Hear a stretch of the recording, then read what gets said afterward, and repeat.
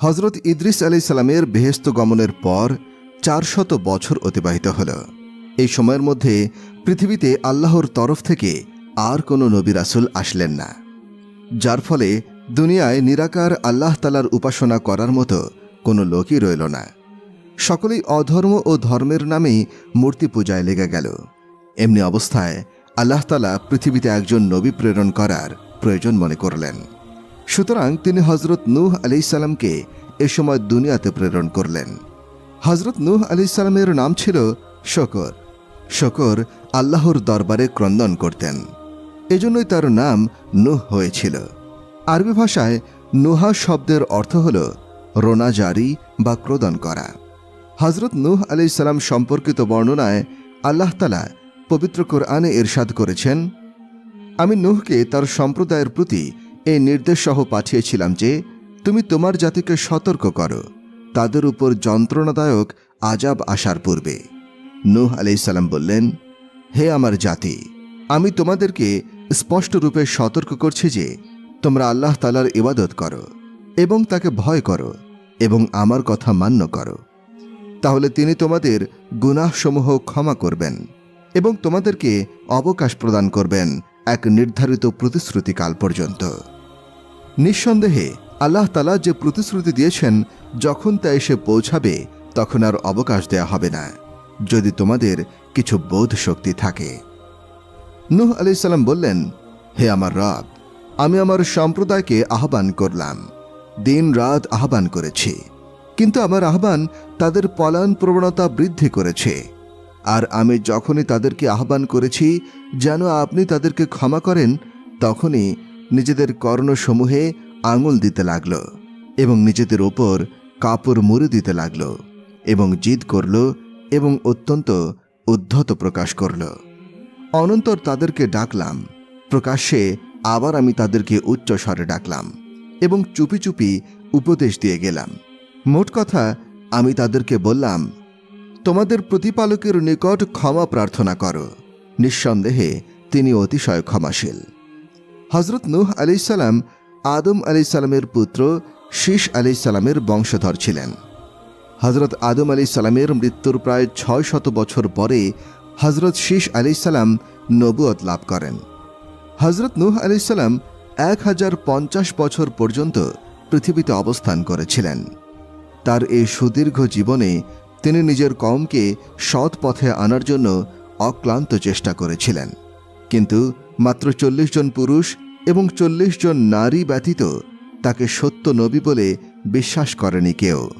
শুধুমাত্র এই কয়েকজনই তার প্রচারিত সত্য ধর্ম গ্রহণ করেছিল। তাছাড়া কওমের অন্যান্য সকলেই তাকে পাগল বলে ঠাট্টা বিদ্রুপ করত এবং নানাভাবে তার প্রতি অত্যাচার করত। হজরত নূহ আলাইহিস সালামের জন্মস্থান সম্পর্কে কোরআন হাদিসে কোনো সঠিক প্রমাণ পাওয়া যায় না। অবশ্য অন্যান্য সূত্র মতে এবং অনুমান করা যায় যে তিনি আর্মেনীয় প্রদেশে জন্মগ্রহণ করেছিলেন এবং স্বীয় জামানার মহাপ্লাবনের নিজের তৈরি জাহাজ হতে নিনেভা কিংবা ব্যাবিলনের কোনো অঞ্চলে অবতরণ করেছিলেন। হজরত নূহ আলাইহিস সালাম আল্লাহ তাআলার নির্দেশ অনুযায়ী প্রত্যহ পাহাড়ের উপরে উঠে উচ্চ স্বরে আওয়াজ করে নিজের কওমের লোককে লক্ষ্য করে বলতেন, হে আমার কওম, আল্লাহ ব্যতীত অন্য কোনো উপাস্য নেই এবং আমি আল্লাহর প্রেরিত নবী। আল্লাহ তাআলা তোমাদেরকে সৎ পথ প্রদর্শন করার জন্য আমাকে পাঠিয়েছেন। তোমরা আমার কথা শুনলে, আমার আদেশ মেনে চললে আল্লাহ রাব্বুল আলামিন তোমাদের সকল গুনাহ ক্ষমা করে দেবেন এবং তোমাদের প্রতি তার অফুরন্ত রহমত, করুণা ও শান্তি বর্ষিত করবেন। আল্লাহ তাআলা তার অসীম কুদরতে হজরত নূহ আলাইহিস সালামের সেই আহ্বানবাণী সারা এলাকায় ছড়িয়ে পড়ত, কিন্তু তার ফল যা হতো পবিত্র কোরআনের ভাষায় তা বর্ণিত হয়েছে। আর আমি যখনই তাদেরকে ডেকেছি যার ফলে তুমি তাদেরকে ক্ষমা করে দেবে, তখনই তারা তাদের আঙুলগুলো আপন আপন কর্ণগুহরের মধ্যে প্রবেশ করিয়ে দিত এবং তাদের বস্ত্রসমূহ জড়িয়ে লইত। আর কেউ বা জেদ করত এবং অহমিকা প্রদর্শন করত। কখনো কখনো এমন অবস্থাও ঘটত যে যখন তিনি কওমের লোকদেরকে আল্লাহর পথে ডাকতেন, তখন তারা দলবদ্ধ হয়ে এসে হজরত নূহ আলাইহিসসালামকে মারপিট করত, যাতে তার সর্বাঙ্গ ক্ষতবিক্ষত হয়ে যেত। কোনো কোনো সময়ে তিনি তাদের অত্যাচারে হুঁশ হারিয়ে ফেলতেন, কিন্তু এমন কঠিন অবস্থায়ও তিনি তাদেরকে আল্লাহর পথে আহ্বান করা হতে বিরত হতেন না। চেতনা লাভ করেই তিনি আবার লোকজনকে হেদায়েত করার কাজে লিপ্ত হয়ে পড়তেন।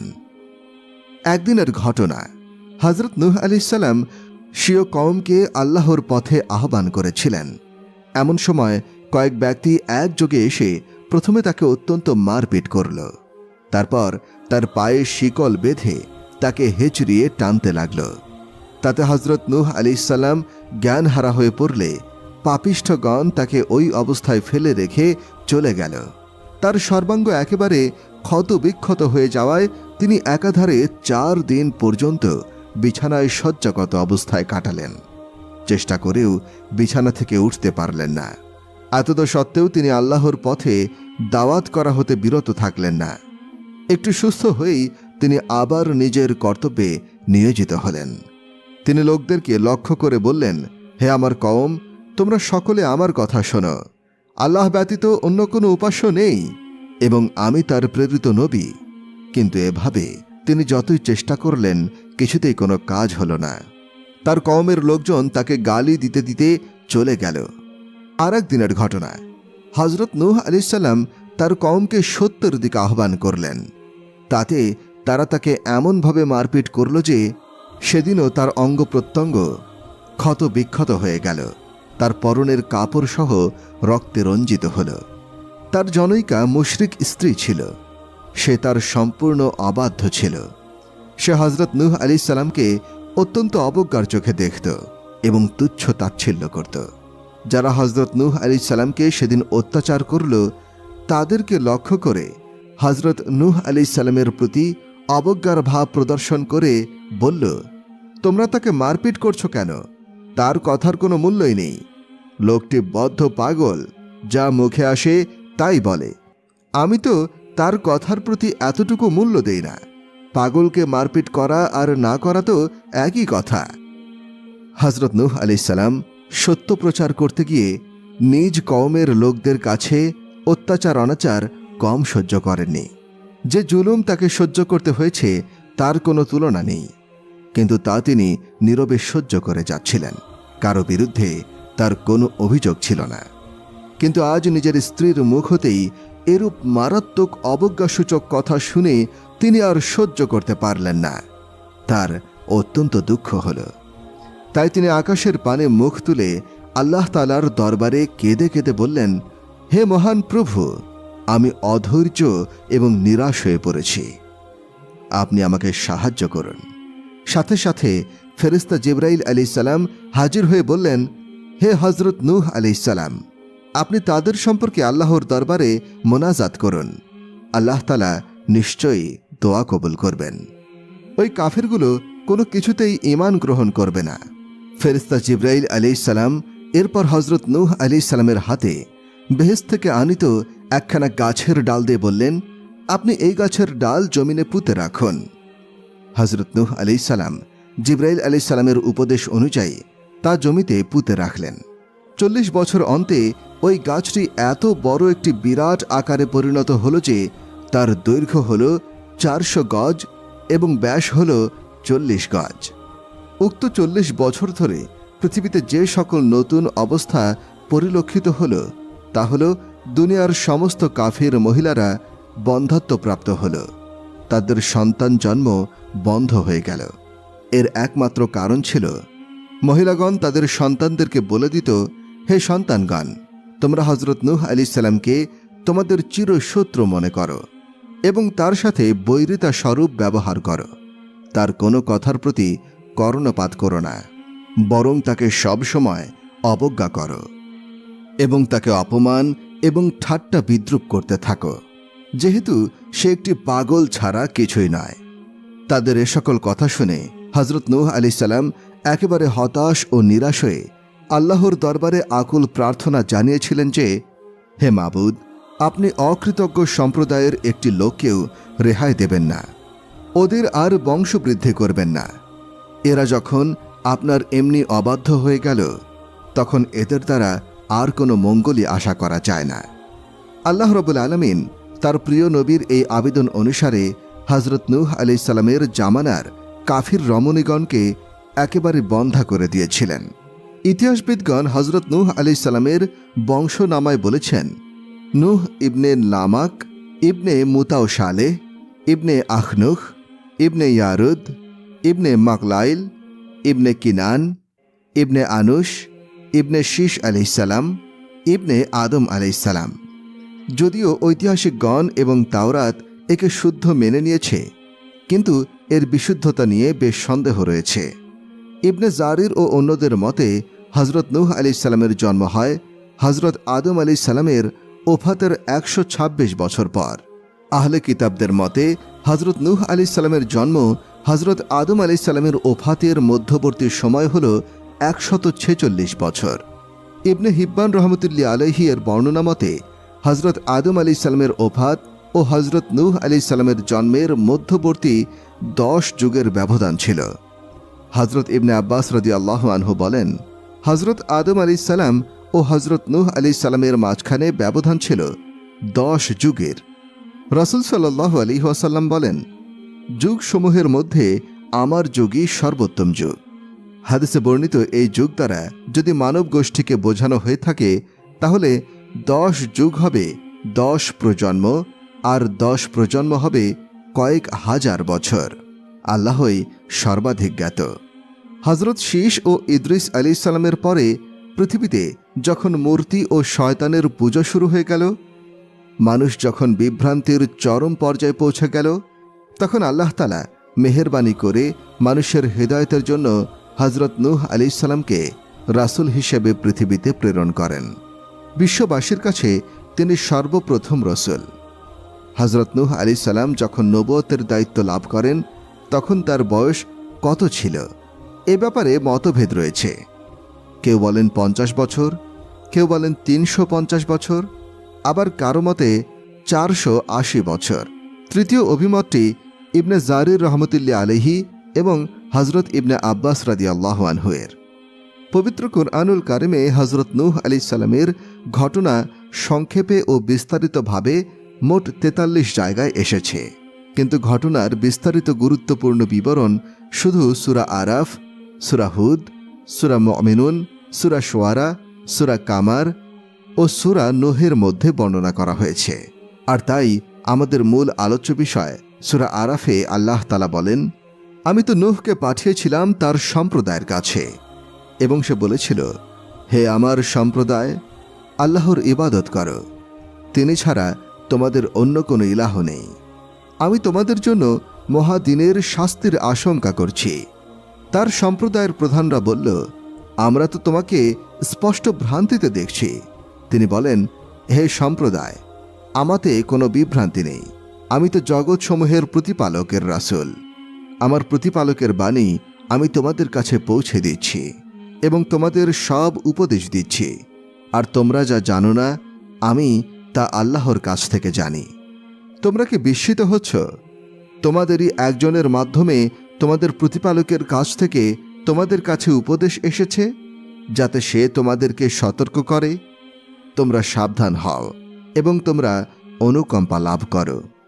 এরপর তারা তাকে মিথ্যাবাদী বলে। তাকে ও তার সঙ্গে যারা নৌকায় ছিল আমি তাদের উদ্ধার করি, এবং যারা আমার নির্দেশ প্রত্যাখ্যান করেছিল তাদেরকে নিমজ্জিত করি। তারা ছিল এক অন্ধ সম্প্রদায়। সূরা আরাফ আয়াত ৫৯ থেকে ৬৪। সূরা হুদে আল্লাহ তাআলা বলেন, আমি তো নূহকে তার সম্প্রদায়ের কাছে পাঠিয়েছিলাম।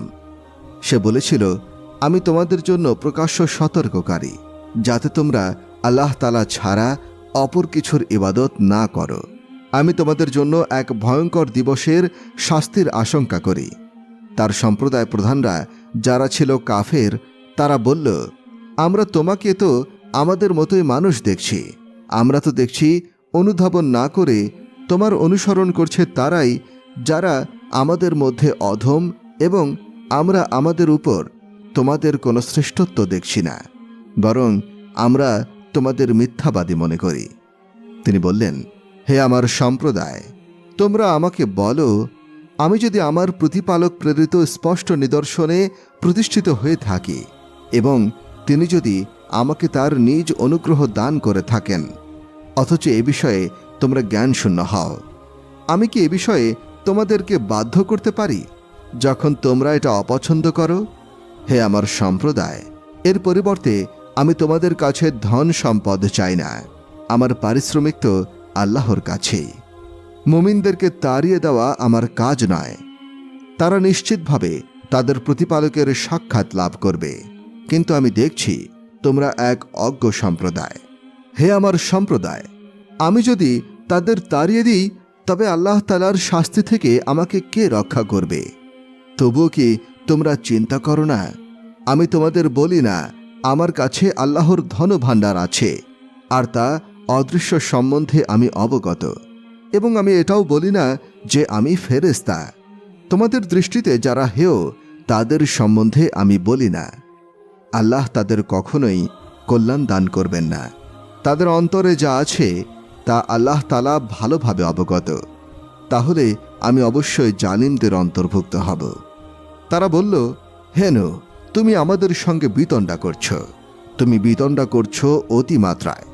সুতরাং তুমি সত্যবাদী হলে আমাদেরকে যার ভয় দেখাচ্ছ তা আনয়ন করো। তিনি বললেন, ইচ্ছা করলে আল্লাহ তা তোমাদের কাছে উপস্থিত করবেন এবং তোমরা তাকে ব্যর্থ করতে পারবে না। আমি তোমাদের উপদেশ দিতে চাইলেও আমার উপদেশ তোমাদের উপকারে আসবে না, যদি আল্লাহ তোমাদেরকে বিভ্রান্ত করতে চান। তিনি তোমাদের প্রতিপালক এবং তারই কাছে তোমরা প্রত্যাবর্তন করবে। তারা কি বলে সে এটা রচনা করেছে? বলুন, আমি যদি এটা রচনা করে থাকি তবে আমি আমার অপরাধের জন্য দায়ী হব। তোমরা যে অপরাধ করছো তার জন্য আমরা দায়ী নই। নূহের প্রতি প্রত্যাদেশ হয়েছিল, যারা ঈমান এনেছে তারা ছাড়া কোনো সম্প্রদায়ের অন্য কেউ কখনো ঈমান আনবে না। সুতরাং তারা যা করে তার জন্য আপনি রাগ করবেন না। আপনি আমার তত্ত্বাবধানে এবং আমার প্রত্যাদেশ অনুযায়ী নৌকা নির্মাণ করুন।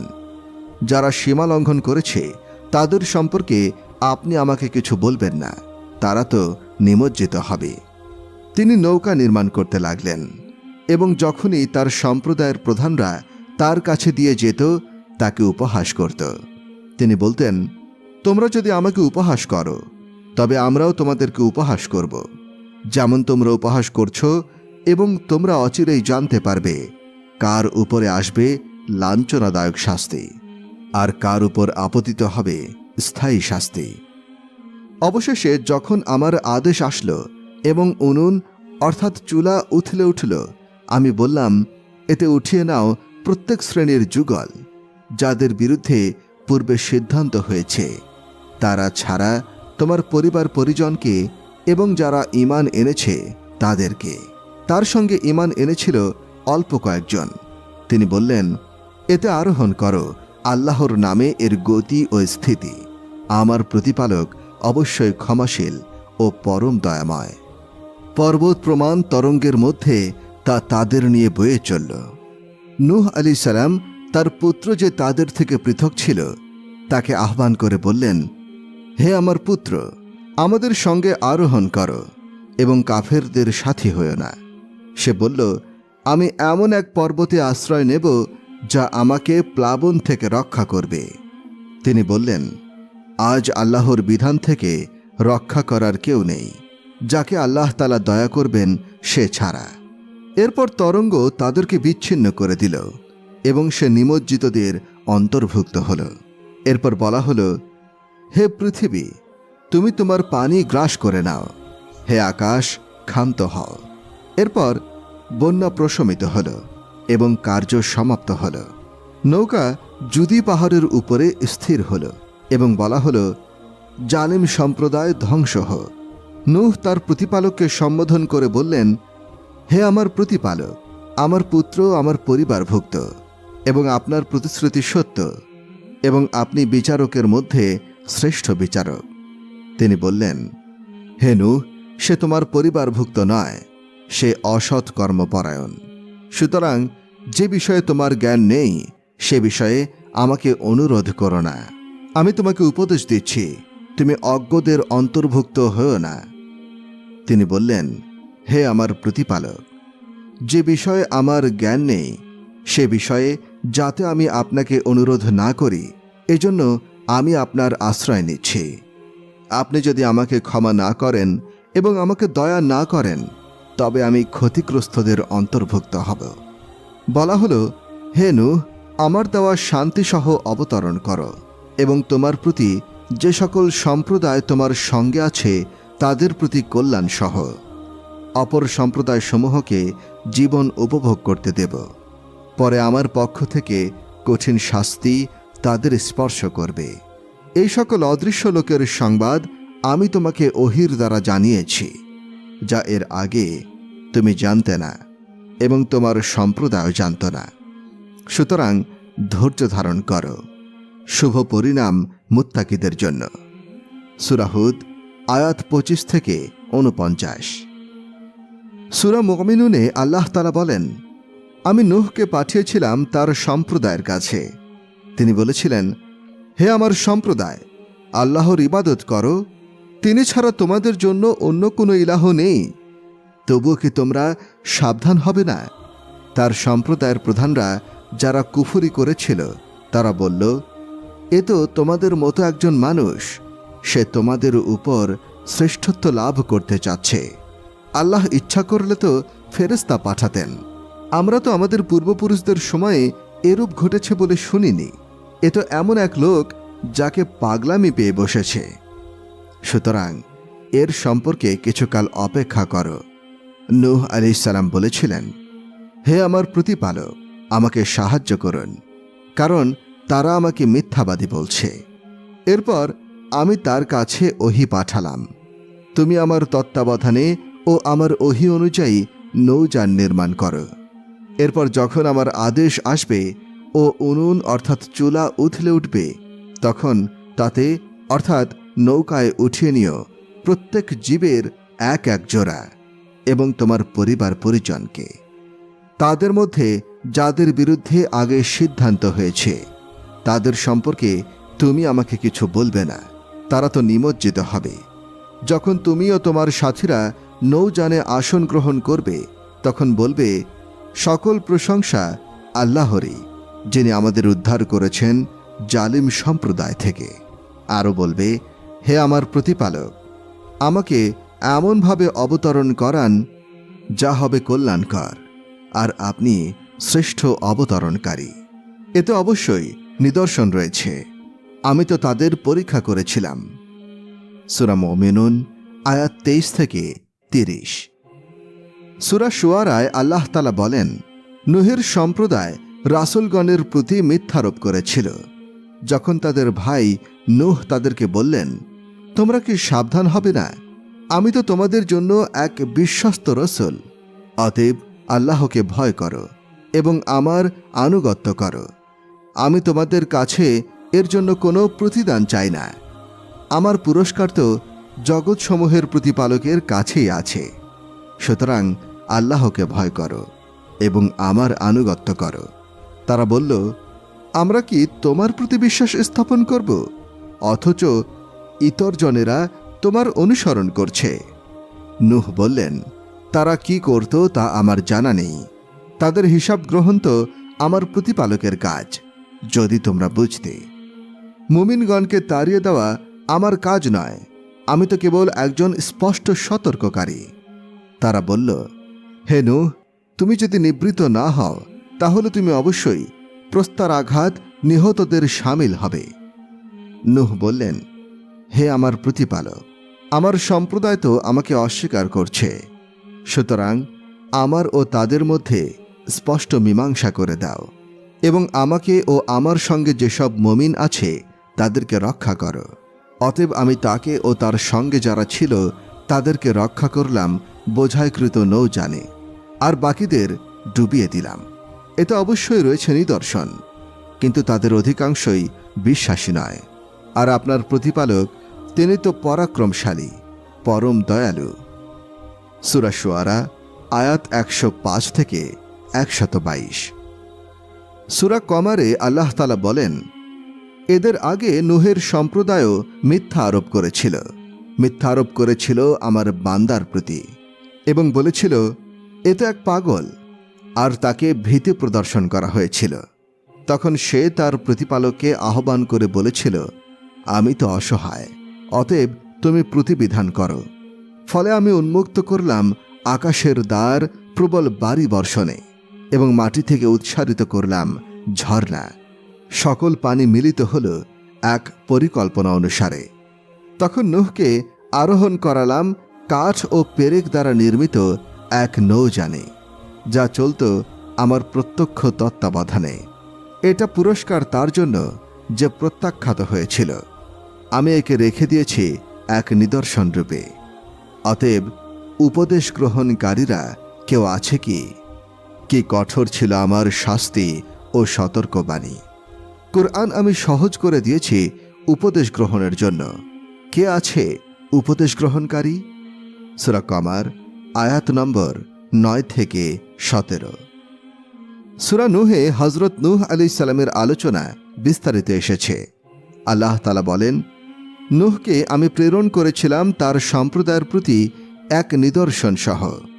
তুমি তোমার সম্প্রদায়কে সতর্ক করো তাদের প্রতি শাস্তি আসার আগেই। সে বলেছিল, হে আমার সম্প্রদায়, আমি তোমাদের জন্য স্পষ্ট সতর্ককারী এ বিষয়ে যে তোমরা আল্লাহর ইবাদত করো এবং তাকে ভয় করো এবং আমার আনুগত্য করো। তিনি তোমাদের পাপ ক্ষমা করবেন এবং তিনি তোমাদেরকে অবকাশ দেবেন এক নির্দিষ্ট কাল পর্যন্ত।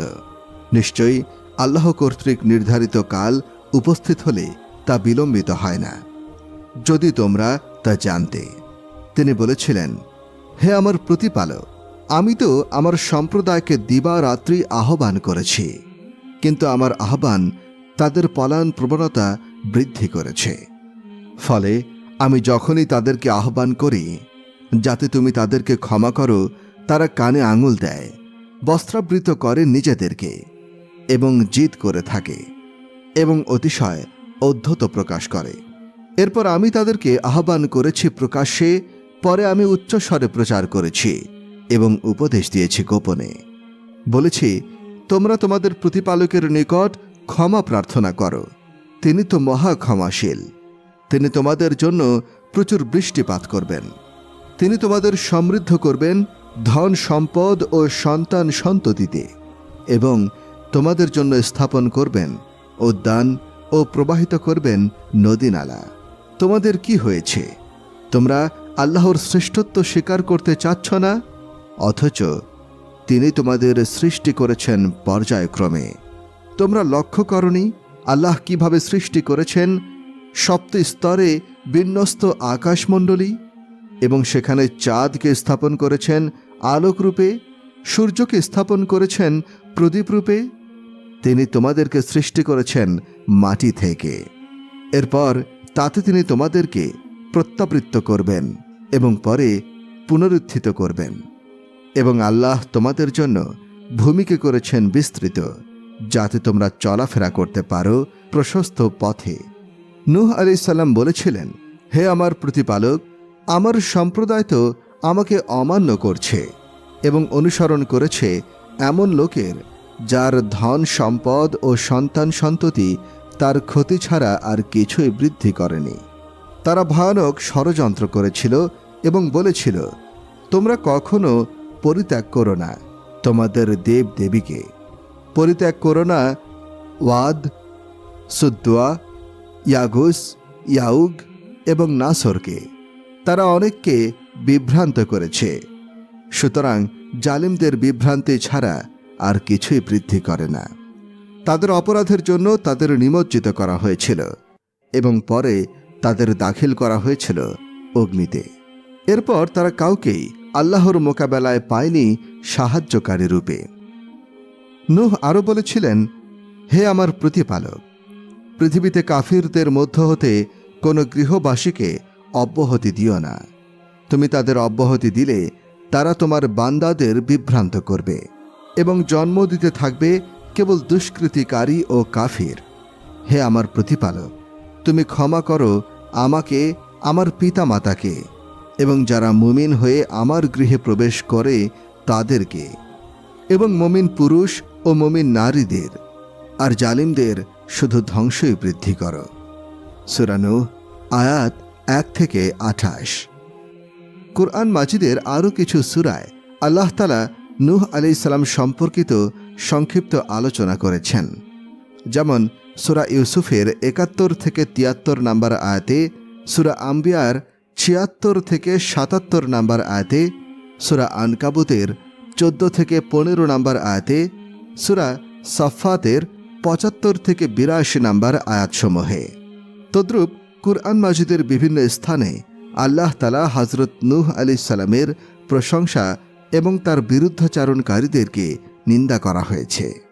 যেমন সূরা নিসায় আল্লাহ তাআলা বলেন, হে নবী, আপনার কাছে ওহী প্রেরণ করেছি, যেমন নূহ ও তার পরবর্তী নবীগণের কাছে প্রেরণ করেছিলাম। ইব্রাহিম, ইসমাইল, ইসহাক, ইয়াকুব ও তার বংশধরগণ, ঈসা, আয়ুব, ইউনুস, হারুন এবং সুলাইমানের কাছে ওহী প্রেরণ করেছিলাম। অনেক রাসূল প্রেরণ করেছি, যাদের কথা পূর্বে আপনাকে বলেছি, এবং অনেক রাসূল যাদের কথা আপনাকে বলিনি। এবং মূসার সাথে আল্লাহ তাআলা সাক্ষাৎ বাক্যালাপ করেছিলেন। সুসংবাদবাহী ও সাবধানকারী রূপে রাসূলগণকে প্রেরণ করেছি, যাতে রাসূল আসার পর আল্লাহর বিরুদ্ধে মানুষের কোনো অভিযোগ না থাকে, এবং আল্লাহ তাআলা পরাক্রমশালী, প্রজ্ঞাময়। সূরা নিসা আয়াত 163 থেকে 164। সূরা আনআমে আল্লাহ তাআলা বলেন, এটা আমার যুক্তি প্রমাণ যা ইব্রাহিমকে দিয়েছিলাম তার সম্প্রদায়ের মোকাবেলায়, যাকে ইচ্ছা মর্যাদায় আমি উন্নত করি। আপনার প্রতিপালক প্রজ্ঞাময়, জ্ঞানী, এবং তাকে দান করেছিলাম ইসহাক ও ইয়াকুব, এবং তাদের প্রত্যেককে সৎ পথে পরিচালিত করেছিলাম। পূর্বে নূহকেও সৎ পথে পরিচালিত করেছিলাম, এবং তার বংশধর দাউদ, সুলাইমান, আয়ুব, ইউসুফ, মূসা এবং হারুনকেও। আর এভাবেই সৎকর্মপরায়ণকারীদের পুরস্কৃত করি। এবং জাকারিয়া, ঈসা এবং ইলিয়াসকেও সৎ পথে পরিচালিত করেছিলাম। তারা সকলে পূর্ববর্তী নূহ, আদ ও সামুদের সম্প্রদায়, ইব্রাহিমের সম্প্রদায় এবং মাদায়েন ও বিধ্বস্ত নগরের অধিবাসীদের সংবাদ কি তাদের কাছে আসেনি? তাদের কাছে স্পষ্ট নিদর্শন সহ তাদের রাসূলগণ এসেছিলেন। আল্লাহ এমন নন যে তাদের উপরে জুলুম করেন, কিন্তু তারা নিজেরাই নিজেদের প্রতি জুলুম করে। সূরা তাওবা আয়াত 70। সূরা ইব্রাহিমে আল্লাহ তাআলা বলেন, তোমাদের কাছে কি সংবাদ আসেনি তোমাদের পূর্ববর্তীদের, অর্থাৎ নূহের সম্প্রদায়ের, আদ ও সামুদের? সূরা বনী ইসরাঈলে আল্লাহ তাআলা বলেন, হে তাদের বংশধর, যাদের আমি নূহের সাথে আরোহণ করিয়েছিলাম, সে তো ছিল পরম কৃতজ্ঞ বান্দা। সূরা বনী ইসরাঈল আয়াত 3। নূহের পর আমি কত মানব গোষ্ঠী ধ্বংস করেছি। তোমার প্রতিপালকই তার বান্দাদের পাপাচারের সংবাদ রাখা এবং পর্যবেক্ষণের জন্য যথেষ্ট। সূরা বনী ইসরাঈল আয়াত 17। সূরা আম্বিয়া, সূরা মুমিনুন, সূরা শুরা, সূরা আনকাবুতে তার ঘটনা বর্ণিত হয়েছে। সূরা আহজাবে আল্লাহ তাআলা বলেন, হে নবী, স্মরণ করুন যখন আমি নবীদের কাছ থেকে অঙ্গীকার গ্রহণ করেছিলাম, এবং আপনার কাছ থেকেও, এবং ইব্রাহিম, মূসা, মরিয়ম তনয় ঈসার কাছ থেকে, তাদের কাছ থেকে গ্রহণ করেছিলাম দৃঢ় অঙ্গীকার। সূরা আহজাব আয়াত 7। সূরা সোয়াদে আল্লাহ তাআলা বলেন, এদের পূর্বেও রাসূলদের মিথ্যাবাদী বলেছিল নূহের সম্প্রদায়, আদ ও বহু অট্টালিকার অধিপতি ফিরআউন, সামুদ, লূত সম্প্রদায় ও আইকার অধিবাসী। তারা ছিল এক একটি বিশাল বাহিনী। তাদের প্রত্যেকেই রাসূলগণকে মিথ্যা বলেছে, ফলে তাদের ক্ষেত্রে আমার শাস্তি হয়েছে বাস্তব। সূরা সোয়াদ আয়াত 12 থেকে 14। সূরা মুমিনে আল্লাহ তাআলা বলেন, এদের পূর্বে নূহের সম্প্রদায় এবং তাদের পরে অন্যান্য দলও মিথ্যারোপ করেছিল। প্রত্যেক সম্প্রদায় নিজ নিজ রাসূলকে আবদ্ধ করার অভিসন্ধি করেছিল, এবং তারা অসার তর্কে লিপ্ত হয়েছিল, সত্যকে ব্যর্থ করে দেওয়ার জন্য। ফলে আমি তাদের পাকড়াও করলাম এবং কত কঠোর ছিল আমার শাস্তি। এভাবে কাফেরদের ক্ষেত্রে সত্য হল আপনার প্রতিপালকের বাণী, এরা জাহান্নামী। সূরা মুমিন আয়াত 5-6। সূরা শুরায় আল্লাহ তাআলা বলেন, তিনি তোমাদের জন্য বিধিবদ্ধ করেছেন দিন, যার নির্দেশ দিয়েছেন তিনি নূহকে, আর যা আমি ওহী করেছি আপনাকে, এবং যার নির্দেশ দিয়েছিলাম ইব্রাহিম, মুসা ও ঈসাকে, এই বলে তোমরা দিনকে প্রতিষ্ঠা করো এবং তাতে মতভেদ করো না। আপনি মুশরিকদের যার প্রতি আহ্বান করেছেন তা তাদের কাছে দুর্বল মনে হয়। আল্লাহ যাকে ইচ্ছা দিনের প্রতি আকৃষ্ট করেন এবং যে তার অভিমুখী তাকে দিনের দিকে পরিচালিত করেন। সূরা শুরা আয়াত 13। সূরা কাফে আল্লাহ তাআলা বলেন, তাদের পূর্বেও সত্য প্রত্যাখ্যান করেছিল নূহের সম্প্রদায়, রাশ ও সামুদ সম্প্রদায়, আদ, ফেরাউন ও লূত সম্প্রদায় এবং আইকার অধিবাসী ও তুব্বা সম্প্রদায়। তারা সকলেই রাসূলকে মিথ্যাবাদী বলেছিল, ফলে তাদের উপর আমার শাস্তি আপতিত হয়েছে। সূরা কফ আয়াত 12-14। সূরা জারিয়াতে আল্লাহ তাআলা বলেন, আমি ধ্বংস করেছিলাম এর পূর্বে নূহের সম্প্রদায়কে, তারা ছিল সত্যত্যাগী সম্প্রদায়। সূরা জারিয়াত আয়াত 46। সূরা নাজমে আল্লাহ তাআলা বলেন, আর এদের পূর্বে নূহের সম্প্রদায়কেও ধ্বংস করেছিলাম, তারা ছিল অতিশয় জালিম, অবাধ্য। সূরা নাজম আয়াত 52। সূরা হাদিদে আল্লাহ তাআলা বলেন, আমি নূহ এবং ইব্রাহিমকে রাসূল রূপে প্রেরণ করেছিলাম এবং আমি তাদের বংশধরগণের জন্য স্থির করেছিলাম নবুয়ত ও কিতাব, কিন্তু তাদের অল্পই সৎ পথ অবলম্বন করেছিল এবং অধিকাংশই ছিল সত্যত্যাগী। সূরা হাদিদ আয়াত 26। আল্লাহ তাআলা কাফেরদের জন্য নূহ ও লূতের স্ত্রীকে দৃষ্টান্ত হিসেবে পেশ করেছেন। তারা ছিল আমার বান্দাদের মধ্যে দুই সৎকর্মপরায়ণ বান্দার অধীন, কিন্তু তারা তাদের প্রতি বিশ্বাসঘাতকতা করেছিল। ফলে নূহ ও লূত তাদেরকে আল্লাহ তাআলার শাস্তি হতে রক্ষা করতে পারেনি এবং তাদের বলা হলো, জাহান্নামে প্রবেশকারীদের সাথে তোমরাও তাতে প্রবেশ করো। সূরা তাহরিম আয়াত 10। সহিহ বুখারী ও মুসলিম শরীফে আছে, উম্মে সালমা ও উম্মে হাবিবা রাদিয়াল্লাহু আনহা রাসূল করিম সাল্লাল্লাহু আলাইহি ওয়াসাল্লামের সামনে তাদের হাবশায় দেখে আসা মারিয়া নামক গির্জা এবং তার সৌন্দর্য ও তাতে স্থাপন করে রাখা প্রতিকৃতির কথা উল্লেখ করলে রাসূল পাক সাল্লাল্লাহু আলাইহি ওয়াসাল্লাম বলেন, তাদের নিয়ম ছিল তাদের মধ্যে সৎ কর্মপরায়ণ কেউ মারা গেলে তার কবরের উপর তারা একটি উপাসনালয় নির্মাণ করত, তারপর তাতে তার প্রতিকৃতি স্থাপন করে রাখত। আল্লাহর কাছে তারা ছিল সৃষ্টির সবচেয়ে নিকৃষ্ট জাতি। অবক্ষয় যখন পৃথিবীতে ছড়িয়ে পড়ে এবং তাদের মধ্যে মূর্তি পূজার ব্যাপক প্রসার ঘটে, তখন আল্লাহ তাআলা তার বান্দা ও রাসূল নূহ আলাইহিস সালামকে প্রেরণ করেন। তিনি এক লা শরীক আল্লাহের প্রতি আহ্বান জানান এবং আল্লাহ ছাড়া অন্যদের উপাসনা করতে নিষেধ করেন। ইমাম বুখারী রহমতুল্লাহ আলাইহি বর্ণনা করেন, হযরত আবু সাঈদ খুদরি রাদিয়াল্লাহু আনহু বলেন, রাসূলুল্লাহ সাল্লাল্লাহু আলাইহি ওয়াসাল্লাম বলেছেন, কিয়ামতের দিন নূহ আলাইহিস সালাম ও তার উম্মত উপস্থিত হবেন। তখন আল্লাহ তাআলা বলবেন, তুমি কি দ্বীনের বাণী পৌঁছিয়েছিলে? নূহ আলাইহিস সালাম বলবেন, জি হ্যাঁ আমার রব। তারপর আল্লাহ তাআলা তার উম্মতকে জিজ্ঞাসা করবেন, নূহ কি তোমাদের কাছে দ্বীনের দাওয়াত পৌঁছিয়েছিল? তারা বলবে, না, আমাদের কাছে কোনো নবী আসেনি। তখন আল্লাহ তাআলা নূহ আলাইহিস সালামকে বলবেন, তোমার পক্ষে সাক্ষ্য দেবে কে? তিনি বলবেন, মুহাম্মদ সাল্লাল্লাহু আলাইহি ওয়াসাল্লাম ও তার উম্মত। তখন উম্মতে মুহাম্মদ সাক্ষ্য দিয়ে বলবে, নূহ আলাইহিস সালাম তার তাবলীগের দায়িত্ব পালন করেছেন। ইমাম বুখারী রহমতুল্লাহ আলাইহি আরও বলেন, ইবনে ওমর রাদিয়াল্লাহু আনহু বলেছেন, রাসূল সাল্লাল্লাহু আলাইহি ওয়াসাল্লাম একদিন জনসাধারণের মধ্যে দাঁড়িয়ে আল্লাহ তাআলার সম্মানে উপযুক্ত প্রশংসা বর্ণনা করেন।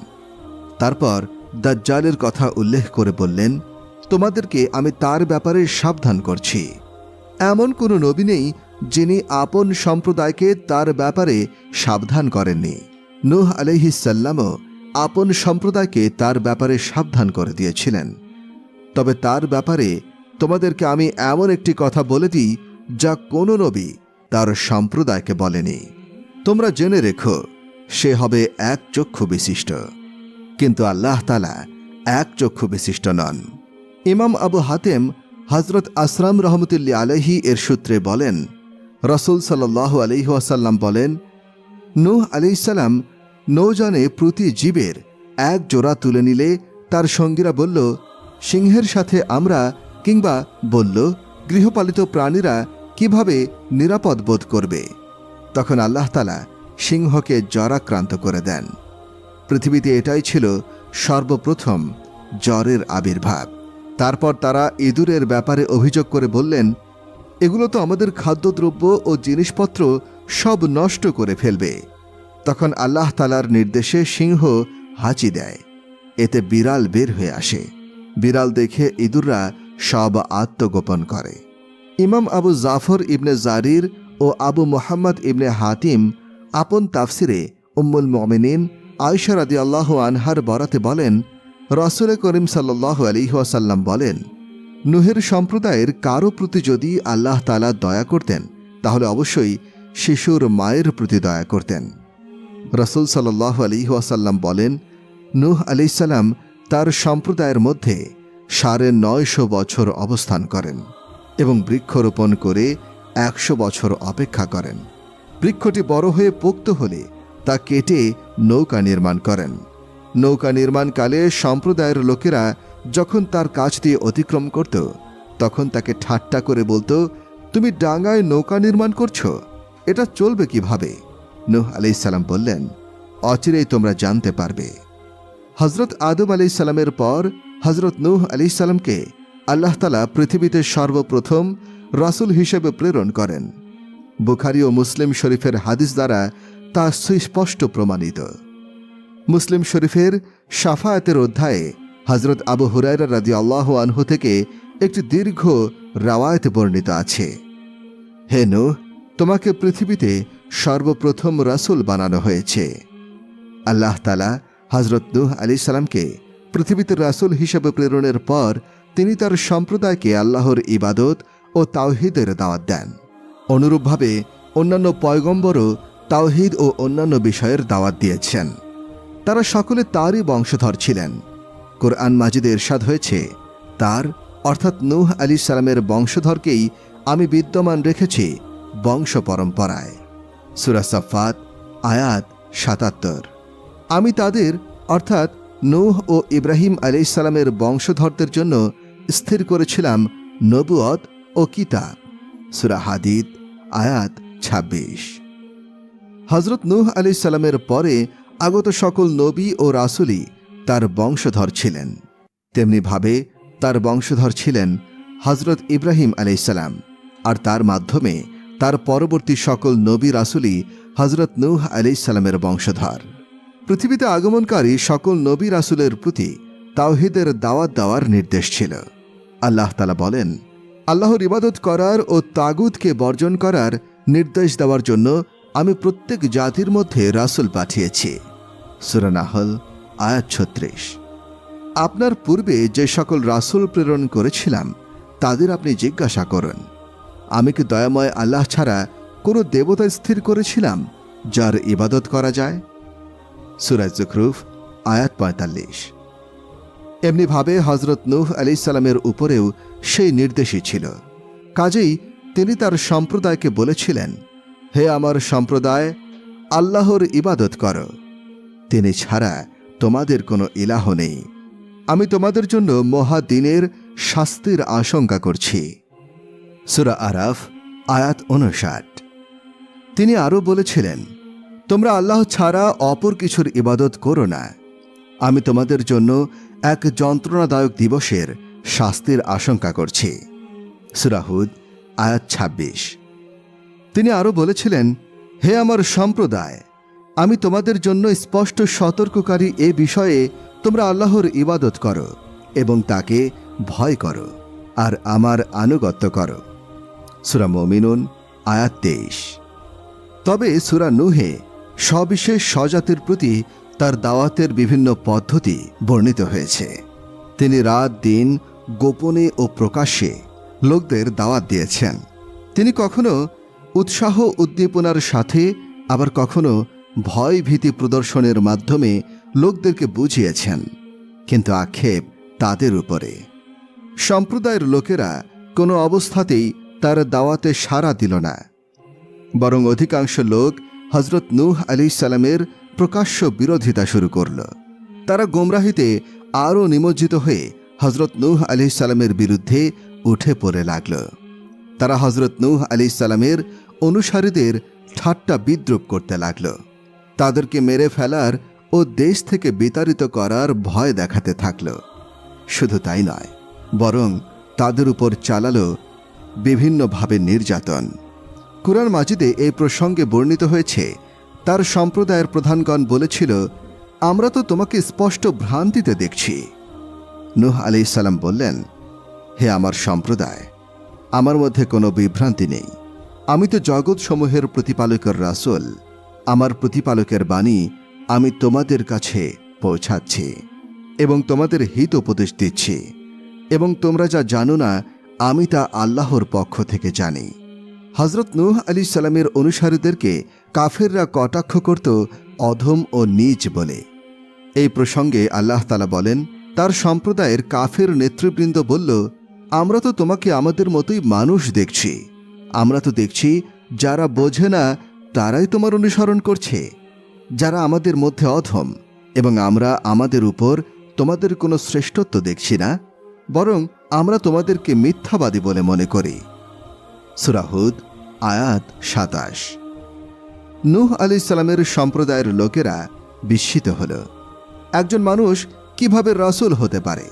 তদুপরি তারা তার অনুসারীদের নানা দোষে অভিযুক্ত করত, অথচ তার অনুসারীরা অত্যন্ত বিনয়ী, নম্র ও দুর্বল ছিল বলে বর্ণিত আছে।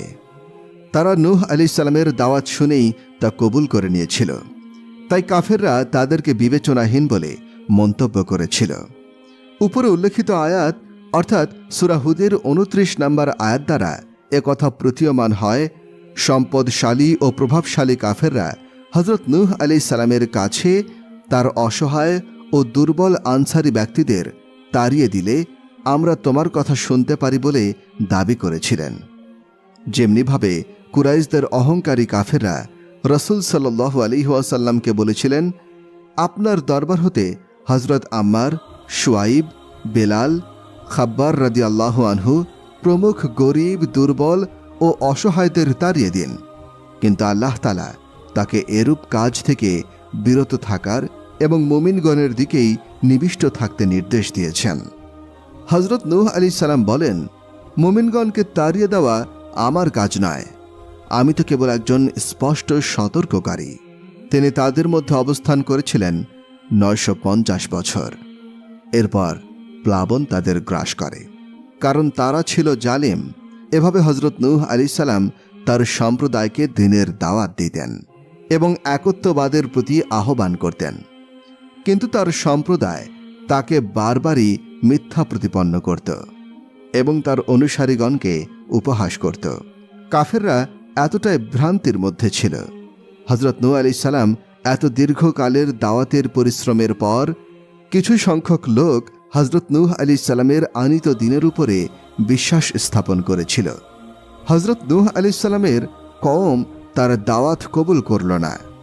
তারা তাকে মিথ্যেবাদী সাব্যস্ত করে এবং তার সকল আহ্বান ঘৃণা ও অবজ্ঞার সাথে প্রত্যাখ্যান করে। হজরত নূহ আলাইহিসসালাম তার কওমের জন্য দিবারাত্রি পরিশ্রম করতেন, কিন্তু তারা তাকে অপমান ও হেয় করার যাবতীয় পন্থায় গ্রহণ করত।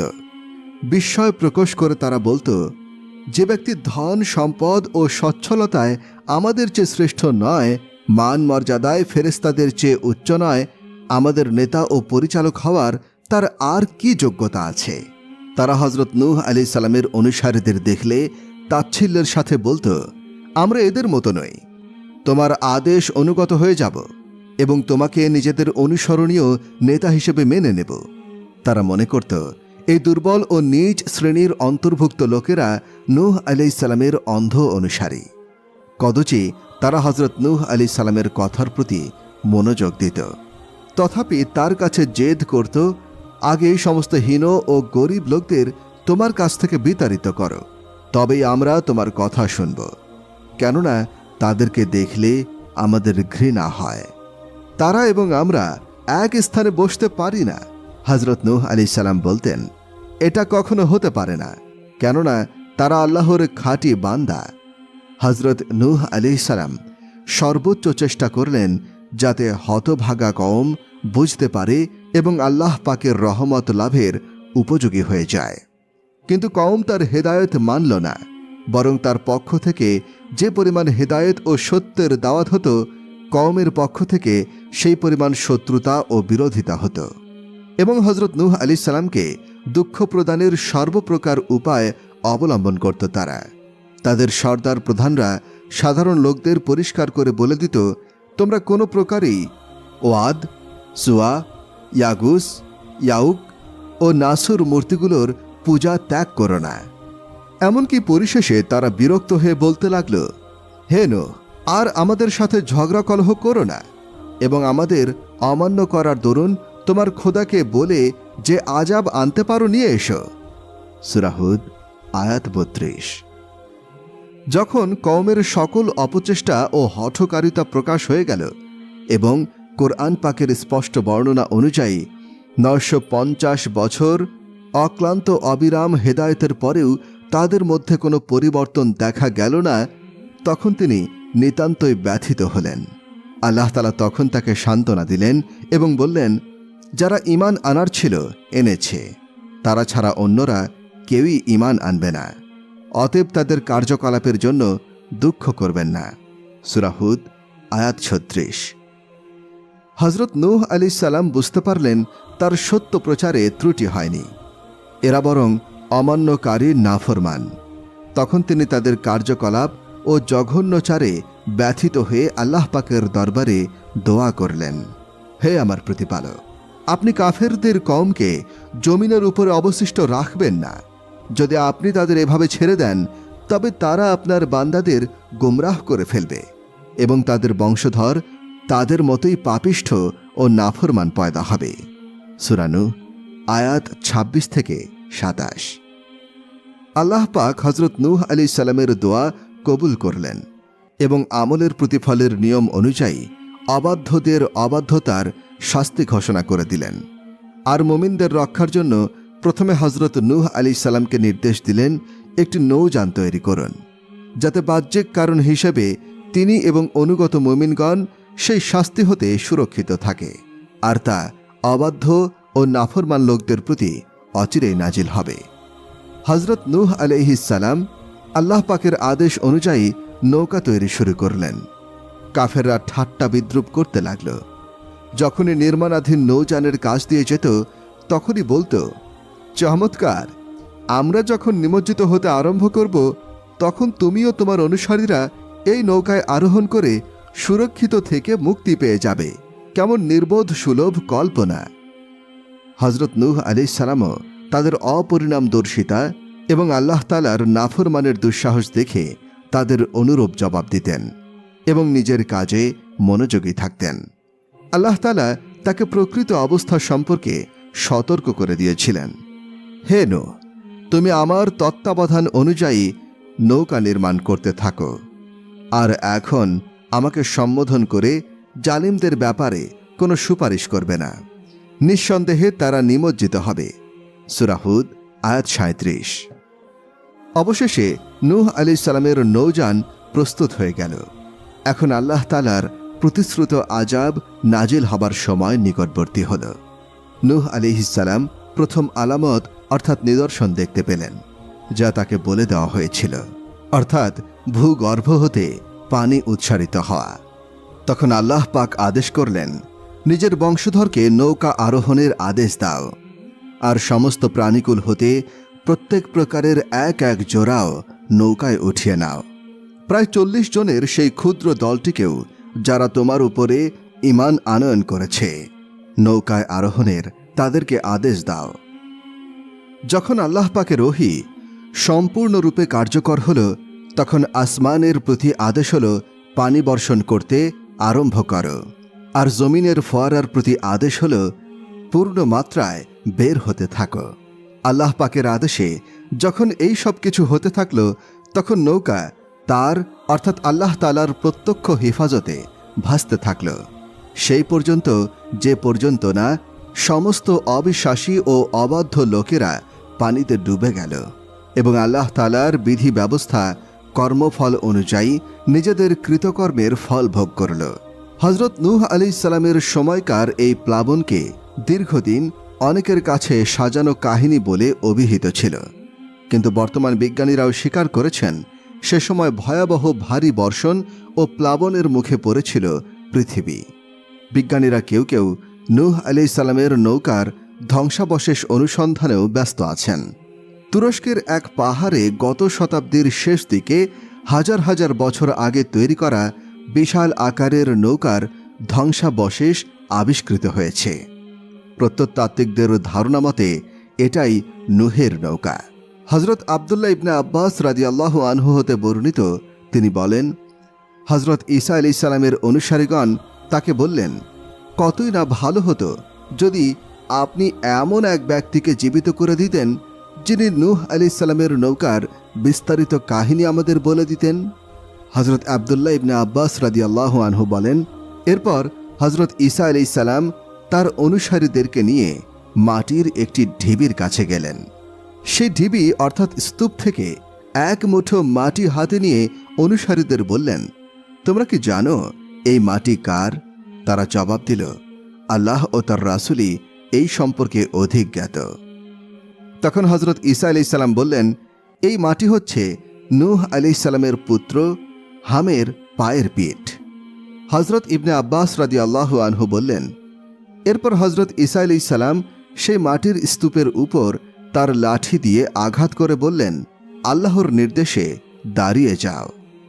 সাথে সাথে তিনি অর্থাৎ হাম তার মাথার সাদা চুল থেকে মাটি ঝাড়তে ঝাড়তে উঠে দাঁড়ালেন। হযরত ঈসা আলাইহিস সালাম তাকে জিজ্ঞাসা করলেন, আপনি কি এই সাদা চুল অবস্থায় মৃত্যুবরণ করেছেন? তিনি জবাবে বললেন, না, আমি যুবক অবস্থায় মৃত্যুবরণ করেছি, কিন্তু আমি মনে করেছিলাম কিয়ামত সংঘটিত হয়ে গেছে। এই কিয়ামতের ভয়ে আমি বৃদ্ধ হয়ে গেছি। এরপর হযরত ঈসা আলাইহিস সালাম তাকে বললেন, আমাদেরকে হযরত নূহ আলাইহিস সালামের নৌকা সম্পর্কে কিছু অবহিত করুন। তিনি বললেন, হযরত নূহ আলাইহিস সালামের নৌকার দৈর্ঘ্য ছিল 1200 গজ এবং প্রস্থ ছিল 600 গজ। এতে 3টি তলা বা স্তর ছিল। প্রথম তলায় ছিল গৃহপালিত ও জংলি হিংস্র জীবজন্তু, দ্বিতীয় তলায় ছিল মানুষ, আর সর্বশেষ তলায় ছিল পাখ পাখালি। নৌকাটিতে যখন জীবজন্তুর মল বা বিষ্ঠা আবর্জনা ইত্যাদি খুবই জমা হয়ে গেল, তখন আল্লাহ তাআলা হযরত নূহ আলাইহিস সালামের প্রতি ওহী প্রেরণ করলেন, আপনি হাতির লেজটি স্পর্শ করুন। তখন হযরত নূহ আলাইহিস সালাম হাতির লেজ স্পর্শ করলে হাতি থেকে একটি শূকর ও একটি শূকরীর জন্ম হয়। তারা সাথে সাথে জীবজন্তুর মলমূত্র খেতে শুরু করে। ইঁদুরগুলো যখন নৌকার কাঠ কাটতে শুরু করে দেয়, তখন আল্লাহ তাআলা নূহ আলাইহিস সালামের প্রতি ওহী প্রেরণ করলেন, তুমি সিংহের নাকের উপরে আঘাত করো। নূহ আলাইহিস সালাম ওহী মোতাবেক আঘাত করলেন। সিংহের নাক থেকে একটি বেড়াল ও একটি বেড়ালি বেরিয়ে আসে। তারা সাথে সাথে ইঁদুরগুলোর উপরে ঝাঁপিয়ে পড়ে। ইবনে আহমদ ইবনে ইকরাম রাদিয়াল্লাহু আনহু থেকে এবং ইকরামা হযরত ইবনে আব্বাস রাদিয়াল্লাহু আনহু থেকে বর্ণনা করেন, হযরত নূহ আলাইহিস সালাম এর সাথে নৌকায় 80 জন লোক ছিলেন। প্রত্যেকের সাথে তাদের পরিবার পরিজনও ছিল নৌকায়। তারা প্রায় 135 দিন থাকেন নৌকায়। আল্লাহ তাআলা নৌকার গতি মক্কা শরীফের দিকে ফিরিয়ে দেন। এরপর এর গতি জুদি পাহাড়ের দিকে ফিরিয়ে দেন। সেখানে পৌঁছে নৌকা থেমে যায়। এরপর হযরত নূহ আলাইহিস সালাম পৃথিবীর খবর জানার জন্য একটি কাক প্রেরণ করেন। কাক একটি মৃতদেহ দেখে তার উপর দ্রুত ঝাঁপিয়ে পড়ে এবং ফিরে যেতে দেরি করে। এই বিলম্বের কারণে হজরত নূহ আলাইহিস সালাম কবুতর প্রেরণ করেন। কবুতর পায়ে কাদা মাখা অবস্থায় জয়তুন বৃক্ষের একটি পাতা নিয়ে আসে। এতে হজরত নূহ আলাইহিস সালাম বুঝতে পারলেন ভূপৃষ্ঠ থেকে পানি নেমে গেছে। এরপর হজরত নূহ আলাইহিস সালাম জুদি পাহাড় থেকে ভূপৃষ্ঠে অবতরণ করে একটি জনপদ গড়ে তোলেন। সে জনপদের নাম রাখেন সামানিন বা আশিন, অর্থাৎ ৮০ জন লোকের জনপদ। এ সময় হঠাৎ এক সকালবেলা তাদের সকলের মুখের ভাষা পরিবর্তন হয়ে ৮০টি ভাষায় পরিণত হয়ে যায়। তার মধ্যে একটি ভাষা ছিল আরবি। কেউ কারো ভাষা বুঝতে পারত না। হজরত নূহ আলাইহিস সালাম প্রত্যেকের কথা প্রত্যেককে বুঝিয়ে দিতেন।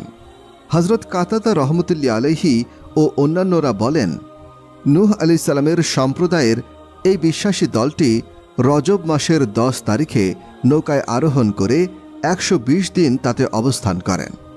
এ সময়ের মধ্যে তারা ১ মাস জুদি পাহাড়ের ওপর থাকেন। এরপর মহরম মাসের ১০ তারিখে তারা নৌকা থেকে বাইরে আসেন। হজরত নূহ আলাইহিস সালাম নিজ পুত্রের ক্ষমা ও মুক্তির জন্যে আল্লাহ তাআলার কাছে আবেদন করেছিলেন, হে পরওয়ারদিগার, আপনি আমার কাছে আমার পরিবার পরিজনকে রক্ষা করার ওয়াদা করেছেন, আর এই পুত্রটিও তো আমার পরিবারের একজন, অথচ সে তো এখন ডুবে যাচ্ছে। আমার কাছে তাই সুস্পষ্ট নয় যে এই পুত্রটি কি আমার পরিবারভুক্ত নাকি আমার থেকে বিচ্ছিন্ন। জবাবে বলা হয়, সে তাদের, অর্থাৎ যাদেরকে আমি রক্ষা করার ওয়াদা করেছি সে তাদের অন্তর্ভুক্ত নয়, কারণ আমি তোমাকে বলেছিলাম তোমার পরিবার পরিজনকে রক্ষা করব, কিন্তু তাকে নয় যার ব্যাপারে পূর্বেই আমার শাস্তির সিদ্ধান্ত হয়েছে, অর্থাৎ কাফেরদের। সুতরাং তোমার পুত্র কেনান তোমার পরিবারভুক্ত নয়, তার ব্যাপারে আগেই সিদ্ধান্ত হয়ে গেছে। সে নিমজ্জিত হবে এবং শাস্তির স্বাদ ভোগ করবে। আল্লাহ তাআলা বলেন, বলা হলো, হে নূহ, অবতরণ করো আমার দেওয়া শান্তি সহ এবং তোমার ও তোমার সঙ্গে থাকা উম্মতের প্রতি কল্যাণ সহ, আর অপর সম্প্রদায় সমূহকে জীবন উপভোগ করতে দেব। পরে আমার পক্ষ হতে মর্মন্তুদ শাস্তি তাদের স্পর্শ করবে। সূরা হুদ আয়াত ৪৮। অর্থাৎ তোমার ও তোমার বংশধরদের থেকে যে সকল উম্মত আসবে সবার প্রতি শান্তি। এখানে নূহ আলাইহিস সালামের বংশধর বলার কারণ পৃথিবীর সকল লোক হজরত নূহ আলাইহিস সালামের বংশধর। আজ পৃথিবীতে যত মানুষ হয়েছে তারা সকলেই হজরত নূহ আলাইহিস সালামের ৩ পুত্র শাম, হাম ও ইয়াফেসের কারো না কারো সন্তান। হজরত সামুরা রাদিয়াল্লাহু আনহু থেকে বর্ণিত, রাসূল সাল্লাল্লাহু আলাইহি ওয়াসাল্লাম বলেছেন, সাম আরবের আদি পিতা, হাম আবিসিনিয়ার আদি পিতা এবং ইয়াফেস রোমের আদি পিতা, অর্থাৎ এই দেশসমূহের লোকদের আদি পিতা। হজরত ইমরান বিন হুসাইন রাদিয়াল্লাহু আনহু অনুরূপ হাদিস বর্ণনা করেছেন। হজরত ইমরান রাদিয়াল্লাহু আনহু বলেন, রোম দ্বারা এখানে প্রথম রোম বোঝানো হয়েছে, যারা ইউনানি বা গ্রিক জাতি। এদের বংশতালিকা রোমি ইবনে সাবিত ইবনে ইমরান ইবনে ইউনান ইবনে ইয়াফিস ইবনে নূহ আলাইহিস সালাম। হজরত আবু হুরায়রা রাদিয়াল্লাহু আনহু থেকে বর্ণিত, রাসূল সাল্লাল্লাহু আলাইহি ওয়াসাল্লাম বলেছেন, নূহ আলাইহিস সালামের ৩ সন্তান ছিল, যাদের নাম সাম, হাম ও ইয়াফেস। সামের থেকে আরব, ইরান বা পারস্য ও রোম দেশীয় লোকেরা জন্মগ্রহণ করে। এদের মধ্যে ছিল কল্যাণ নিহিত। ইয়াফিস থেকে ইয়াজুজ মাজুজ, তুর্ক ও সাকালিবাদের জন্ম হয়। এদের মধ্যে কোনো কল্যাণ নিহিত ছিল না। আর হাম থেকে কিবতি, তাতানি ও সুনানিদের জন্ম হয়। এক বর্ণনা মতে হজরত নূহ আলাইহিস সালামের ৩ পুত্রের জন্ম নূহ আলাইহিস সালামের প্লাবনের পরে হয়েছিল, আর কিনানের জন্ম হয়েছিল প্লাবনের আগে। প্লাবনের সময় সেই কিনান নিমজ্জিত হয়। আবের নামে নূহ আলাইহিস সালামের আরও একটি পুত্র ছিল, সে কিনানের পূর্বে মারা গেছে। তবে সঠিক কথা হল নূহ আলাইহিস সালামের ৩ পুত্র শাম, হাম ও ইয়াফেস এবং তার স্ত্রী সন্তানাদি সহ নৌকায় ছিলেন। আল্লাহ তাআলা পবিত্র কোরআনে জুদি পাহাড়ের কথা উল্লেখ করেছেন। সে কি বিরাট পাহাড়! দজলার পাশে জাজিরা ইবনে ওমরের পূর্ব অংশে এর অবস্থান। মাউসিলের কাছে দক্ষিণ থেকে উত্তরে তার দৈর্ঘ্য হল 3 দিনের পথ আর উচ্চতা আধা দিনের পথ। সবুজ বর্ণ পাহাড়টি ওক জাতীয় গাছে পরিপূর্ণ। তার পাশে আছে একটি গ্রাম, নাম কৈয়াতুস সামানিন বা ৮০ জনের গ্রাম। একাধিক মুফাসসিরের মতে তা নূহ আলাইহিস সালামের সঙ্গে মুক্তিপ্রাপ্ত লোকজনের আবাসস্থল ছিল। আল্লাহই সর্বজ্ঞ। মোট কথা, আল্লাহ পাকের আদেশে আজাব সমাপ্ত হলে নূহ আলাইহিস সালামের নৌকা জুদি পাহাড়ে গিয়ে থামল। তাওরাত কিতাবে আছে জুদি আরারাত পর্বত শ্রেণীর অন্যতম। আরারাত হল দ্বীপের নাম। এটা সেই অঞ্চলের নাম যা দজলা ও ফোরাত নদীর মধ্যবর্তী দিয়ার বিকার হতে বাগদাদ পর্যন্ত বিস্তৃত। এরপর প্লাবনের পানি আস্তে আস্তে শুকোতে আরম্ভ করল এবং নৌকার আরোহীরা পুনরায় শান্তি ও নিরাপত্তার সাথে আল্লাহর জমিনে পা রাখল। এই কারণেই নূহ আলাইহিস সালামকে দ্বিতীয় আদম অর্থাৎ মানব জাতির দ্বিতীয় পিতা বলা হয়। খুব সম্ভবত এই হিসাবে তাকে হাদিস শরীফে প্রথম রাসূল বলা হয়েছে, যদিও এ পর্যন্ত এসে নূহ আলাইহিস সালামের ঘটনার বিস্তারিত বর্ণনা সমাপ্ত হয়ে যায়। তথাপি এই গুরুত্বপূর্ণ ঘটনায় যে সমস্ত জ্ঞান, গর্ব ও ঐতিহাসিক প্রশ্নের উদ্ভব হয় কিংবা উপস্থাপন করা হয়েছে তাও আলোচনাযোগ্য। নূহ আলাইহিস সালামের প্লাবন কি সমগ্র পৃথিবীর উপরে ছিল, নাকি পৃথিবীর নির্দিষ্ট কোনো অংশে, নাকি নির্দিষ্ট কোনো অংশের উপরে এসেছিল? এই সম্বন্ধে প্রাচীন ও আধুনিক যুগে আলেমদের মধ্যে দ্বিমত রয়েছে। ওলামায়ে ইসলামের এক জামাত, ইহুদি খ্রিস্টান সম্প্রদায়ের আলেমগণ এবং জ্যোতির্বিদ এবং ভূতত্ত্ববিদ ও জড়জগতের ঐতিহাসিকদের অভিমত হল এই প্লাবন সমগ্র পৃথিবীর উপর আসেনি, বরং পৃথিবীর সেই অংশের মধ্যেই সীমাবদ্ধ ছিল যেখানে হযরত নূহ আলাইহিস সালামের কওম বসবাস করত। সেই অঞ্চলটির আয়তন ১,৪০,০০০ বর্গ কিলোমিটার ছিল। তাদের মতে নূহ আলাইহিস সালামের প্লাবন নির্দিষ্ট অঞ্চলের মধ্যে হওয়ার কারণ হল এই প্লাবন ব্যাপক হলে তার চিহ্নসমূহ ভৌগোলিক বিভিন্ন স্থানে এবং বিভিন্ন পর্বতের চূড়ায় পরিলক্ষিত হওয়া উচিত ছিল, অথচ এরূপ হয়নি। তাছাড়াও সে সময় মানুষের বসতি খুবই সীমিত ছিল এবং তা ছিল সেই অঞ্চলেই যেখানে নূহ আলাইহিস সালাম ও তার কওম বাস করত। তখনও হযরত আদম আলাইহিস সালামের সন্তানদের সংখ্যা সেই অঞ্চলের বসবাসকারীদের চেয়ে অধিক ছিল না। সেখানকার অধিবাসীরা ছিল আদম আলাইহিস সালামের সমস্ত সন্তান। ওই অঞ্চলের বাইরে কোথাও কোনো মানুষের বসতি ছিল না। সুতরাং সেই অঞ্চলটি আযাবের উপযোগী ছিল এবং তাদের উপর এই আযাব প্রেরিত হয়েছিল। পৃথিবীর অন্যান্য অংশের সাথে এই আযাবের বা প্লাবনের কোনো সম্পর্ক ছিল না। আবার কোনো কোনো ওলামায়ে ইসলাম, বিচক্ষণ ভূতত্ত্ববিদ এবং কোনো কোনো জড়বাদী ঐতিহাসিকদের মতে এই প্লাবন সমগ্র ভূপৃষ্ঠের উপরে ব্যাপক ছিল।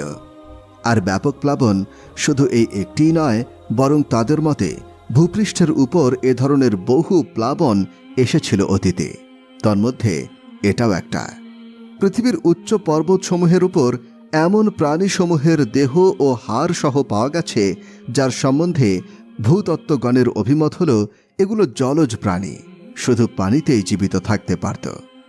পানির বাইরে তাদের এক মুহূর্তও জীবিত থাকা কঠিন।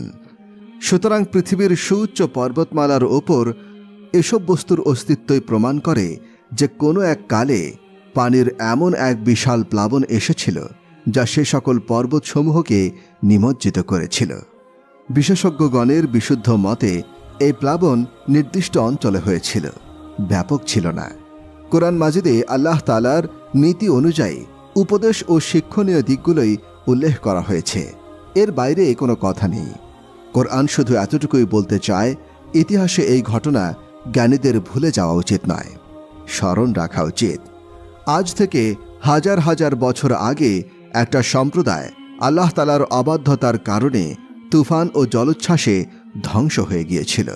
শুধু হযরত নূহ আলাইহিস সালাম ও তার কতিপয় অনুসারী সেই যাত্রায় বেঁচে গিয়েছিলেন। কুরআন মাজিদে আল্লাহ তাআলা হযরত নূহ আলাইহিস সালামের প্রশংসা করে বলেন, নিশ্চয়ই সে ছিল আমার অত্যন্ত কৃতজ্ঞ বান্দা। হযরত আনাস ইবনে মালিক রাদিয়াল্লাহু আনহু থেকে বর্ণিত, রাসূল সাল্লাল্লাহু আলাইহি ওয়াসাল্লাম বলেছেন, আল্লাহ তাআলার সন্তুষ্টি এমন ব্যক্তির প্রতি রয়েছে যে আহার এবং পানাহারের পরে আল্লাহ তাআলার প্রশংসা এবং পবিত্রতা বর্ণনা করে। অনুরূপভাবে মুসলিম, তিরমিজি ও নাসাই শরীফেও আবু উসামা রাদিয়াল্লাহু আনহু থেকে এই হাদিসটি বর্ণিত হয়েছে।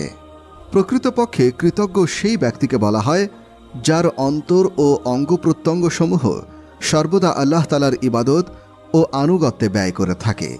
হযরত আব্দুল্লাহ ইবনে ওমর রাদিয়াল্লাহু আনহু থেকে বর্ণিত, তিনি বলেন, আমি রাসূলুল্লাহ সাল্লাল্লাহু আলাইহি ওয়াসাল্লামকে বলতে শুনেছি, হযরত নূহ আলাইহিস সালাম ঈদ উল ফিতর ও ঈদ উল আজহার দিন ছাড়া সারা বছর রোজা রাখতেন। ইবনে মাজাহ। হযরত আব্দুল্লাহ ইবনে আমর রাদিয়াল্লাহু আনহু বলেন, আমি রাসূলুল্লাহ সাল্লাল্লাহু আলাইহি ওয়াসাল্লামকে বলতে শুনেছি, হযরত নূহ আলাইহিস সালাম ঈদ উল ফিতর ও ঈদ উল আজহার দিন ছাড়া সারা বছর রোজা রাখতেন। হযরত দাউদ আলাইহিস সালাম বছরের অর্ধেক সময় রোজা রাখতেন, অর্থাৎ একদিন পর পর রোজা রাখতেন। হযরত ইব্রাহিম আলাইহিস সালাম প্রত্যেক মাসে 3 দিন করে রোজা রাখতেন।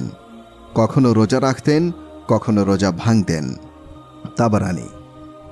হযরত আব্দুল্লাহ ইবনে আব্বাস রাদিয়াল্লাহু আনহু থেকে বর্ণিত, তিনি বলেন, হজের সময় রাসূলুল্লাহ সাল্লাল্লাহু আলাইহি ওয়াসাল্লাম উসফান উপত্যকা অতিক্রম করছিলেন। এ সময় হযরত আবু বকর সিদ্দিক রাদিয়াল্লাহু আনহু বলেন, আল্লাহর রাসূল, এটি উসফান উপত্যকা। তখন রাসূল সাল্লাল্লাহু আলাইহি ওয়াসাল্লাম বললেন, এটি এমন এক জায়গা যেখান থেকে হযরত নূহ আলাইহিস সালাম, হুদ আলাইহিস সালাম ও হযরত ইব্রাহিম আলাইহিস সালাম তাদের লাল উটে চড়ে অতিক্রম করেছিলেন। এই উটগুলোর লাগাম ছিল খেজুর পাতার তৈরি।